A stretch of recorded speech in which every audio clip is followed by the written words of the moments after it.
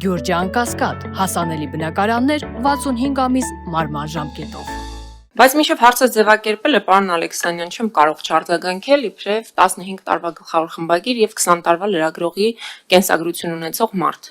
Անկեղծ ասած, ձեր պահվածքը տարակուսելի էր այնքանով, որ դուք դեկտեմբերին կարծեմ քաղաքացիական պայմանագիր կուսակցությունով ընդունել եք վարքականոն։ Հարգել ընդդիմադիրի խոսքը, հարգել ձեր կարծիքը չկիսող մարդկանց խոսքը։ Երեկվանից ագրեսիա է։ Երեք Նիկոլ Փաշինյանն ասում, եթե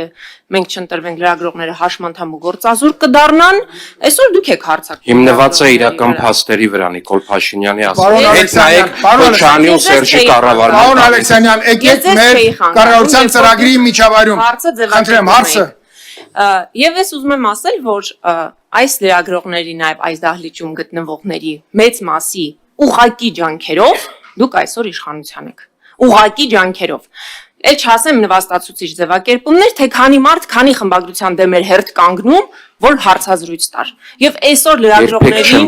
դուք կարողա չեք կանգնել, բայց եկեք դուք մի արձագանքեք, ես իմ քաղաքական արձագանքն եմ տալիս, որովհետեւ չի կարելի լրագրողներին թիրախավորել այս աստիճան ատելություն գեներացնել 4-րդ իշխանության նկատմամբ։ Հիմա հարցը նախարարին։ Եկեք դուք պարոն Քոչարյան ինձ մի խմբագրեք, ես քաղաքական գործիչ եմ, ես իմ Ես պետք է լիստը վարեմ, այո, լիստի օրակարգի տրամաբանության օրակարգի ընթացքում լինում են փոխվեց, կրքերը հանդարտվեցին, հիմա դուք Հիմա ես կրքեր չեմ թեժացնում, ես ընդհանրապես ասում եմ, որ անհրաժեշտություն կա հետևել ձեր ընդունած նորմերին, ձեր վարքականոնի նորմերին եւ չվիրավորել ընդդիմադիրի խոսքը, չվիրավորել լրագրողներին ու լրատվական դաշտը։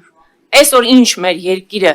կա եւ գործում է եւ բոլոր հնարավոր, այսպես ասեմ, թաքուն բաները ի հայտ են գալիս լրագրողների շնորհիվ է։ Ընդ որում 24 ժամի աշխատանքի մի թիրախավորեք այս մարդկանց։ Իմ ասածը էսա։